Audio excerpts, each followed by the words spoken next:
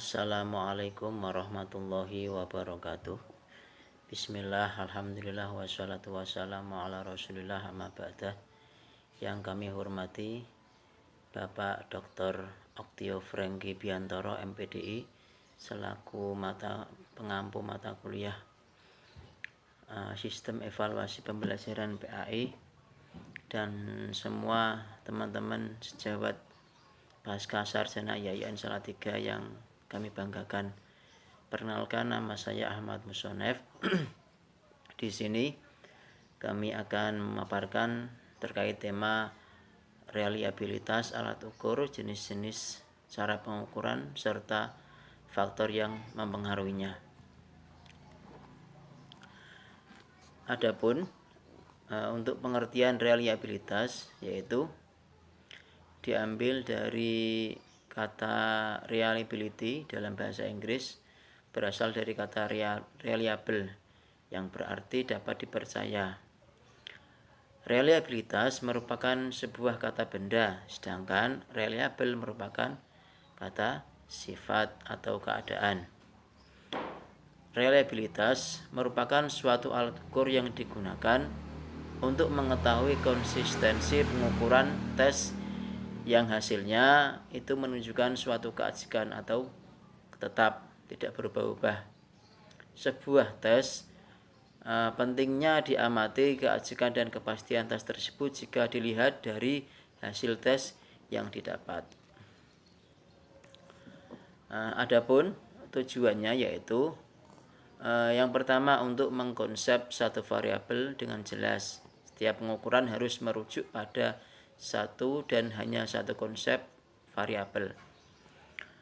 Yang kedua, sebuah variabel harus bersifat spesifik agar dapat mengurangi intervensi informasi dari variabel yang lain dan menggunakan level pengukuran yang tepat, serta semakin tinggi atau semakin tepat level pengukuran, maka variabel yang dibuat akan semakin reliable karena informasi yang dimiliki semakin mendetail. Adapun untuk jenis-jenis reliabilitas, yaitu yang pertama, reliabilitas stabilitas. Apa itu? Menyangkut usaha memperoleh nilai yang sama atau serupa untuk setiap orang atau setiap unit yang diukur setiap saat Anda mengukurnya. Reliabilitas ini menyangkut penggunaan indikator yang sama, definisi operasional, prosedur pengumpulan data setiap saat, dan mengukurnya pada waktu yang berbeda. Untuk dapat memperoleh reliabilitas stabilitas, setiap kali unit diukur, skornya haruslah sama atau hampir sama. Dan yang kedua, reliabilitas terwakili, yaitu mengacu pada keterandalan masing-masing grup atau kelompok. Menguji apakah penyampaian indikator sama jawabannya saat diterapkan ke kelompok yang berbeda-beda.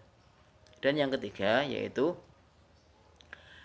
reliabilitas seimbang, menyangkut usaha memperoleh nilai relatif yang sama dengan jenis ukuran yang berbeda pada waktu yang sama.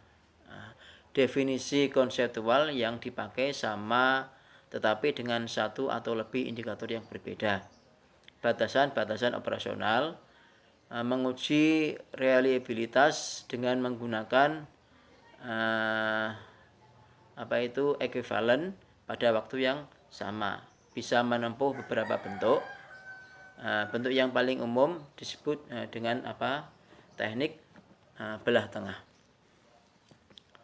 Adapun cara pengukurannya, yaitu yang pertama, teknik pengukuran ulang atau tes retest. Pada teknik ini, tes yang sama diminta menjawab pertanyaan dalam alat ukur sebanyak 2 kali, di mana selang waktunya pun tidak terlalu dekat dan tidak terlalu lama, yaitu antara 15 sampai 30 hari. Kemudian barulah hasil pengukuran satu dikorelasikan dengan pengukuran yang kedua. Ini ada selang waktunya. Dan yang kedua yaitu dengan teknik konsistensi internal. Pada metode ini hanya menggunakan satu instrumen, sehingga untuk pengujiannya juga hanya dilakukan satu kali saja. Untuk yang ketiga, yaitu teknik paralel atau equivalent form. Pada aspek ini, dibuat dua jenis alat ukur yang mengukur aspek yang sama. Alat ukur tersebut diujikan pada tes yang sama. Kemudian dicari validitas dari masing-masing jenis, di mana untuk mencari nilai reliabilitas dilakukan dengan mengkorelasikan skor total. Adapun untuk rumusnya sebenarnya banyak sekali. Kami kurang lebih itu ada 8 atau berapa itu.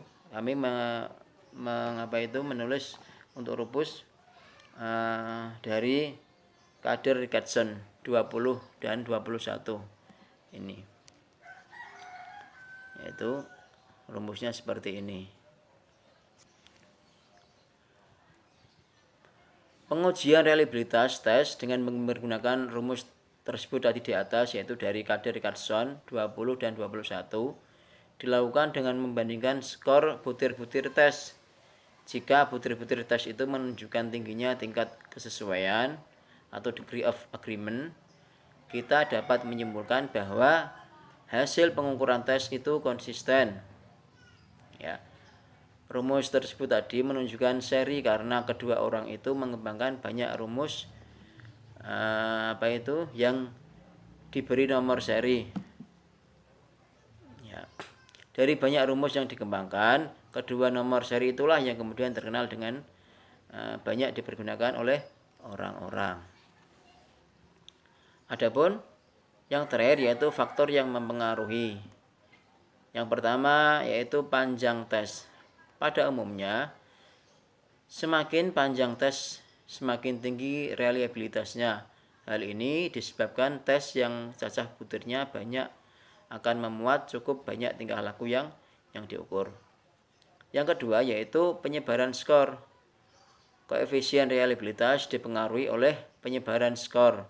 Makin lebar penyebaran skor, makin tinggi pula estimasi koefisien reliabilitasnya. Hal ini disebabkan koefisien reliabilitas akan semakin tinggi apabila individu-individu cenderung tetap pada kedudukan terhadap kelompoknya.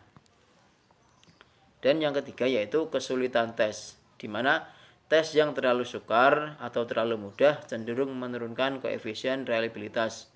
Hal ini disebabkan tes yang terlalu sukar atau terlalu mudah menghasilkan sebaran yang terbatas dan terkumpul di ujung bawah atau di ujung atas. Dan yang terakhir yaitu objektivitas. Apa itu? Suatu tes menunjukkan seberapa jauh dua orang yang mempunyai kemampuan yang sama mendapatkan skor yang sama. Sekian dulu terkait pemaparan kami tentang reliabilitas. Kurang lebihnya mohon maaf. Assalamualaikum warahmatullahi wabarakatuh.